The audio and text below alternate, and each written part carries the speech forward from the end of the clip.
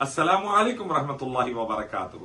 اللہ تعالیٰ اپنے رحم اور کرم کی بارش برسائے تمام امریکن بھائیوں بہنوں پر۔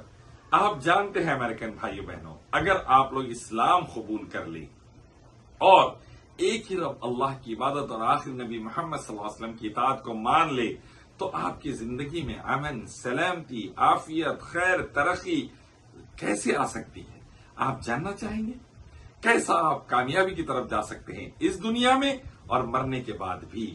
اس کو سمجھنے کے لیے کہ اسلام لانے کا فائدہ کیا ہے، ٹھنڈے دل و دماغ سے سنیں۔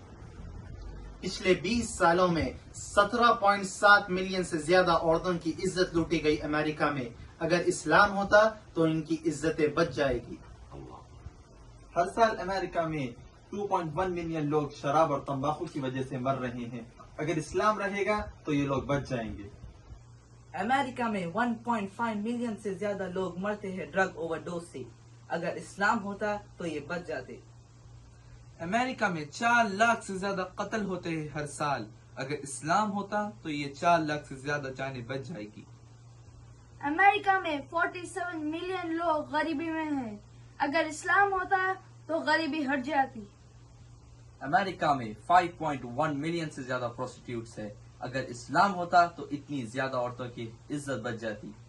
سمجھیے بھائیوں بہنوں، امریکہ کے نارتھ اور ساؤتھ امریکاز کے بھائیوں بہنوں، سمجھیے ایک ہی اللہ کی عبادت جو ساری کائنات کا اکیلا خالق، مالک اور پالنہار ہے، تمام مخلوق کو پیدا کرنے والا، پالنے والا، چلانے والا وہ اکیلا رب ہے، اسی کی عبادت کیجیے۔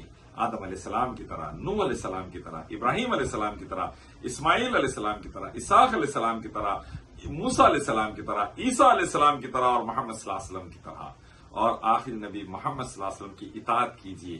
امن، سلامتی، شانتی، انتی، ترقی، خیر پائیے دنیا میں، اور مرنے کے بعد جنت الفردوس جو بہترین مقام ہے وہ بھی حاصل کیجیے۔ اللہ ہی کی عبادت، آخری نبی محمد صلی اللہ علیہ وسلم کی اطاعت، اسلام کے ذریعے۔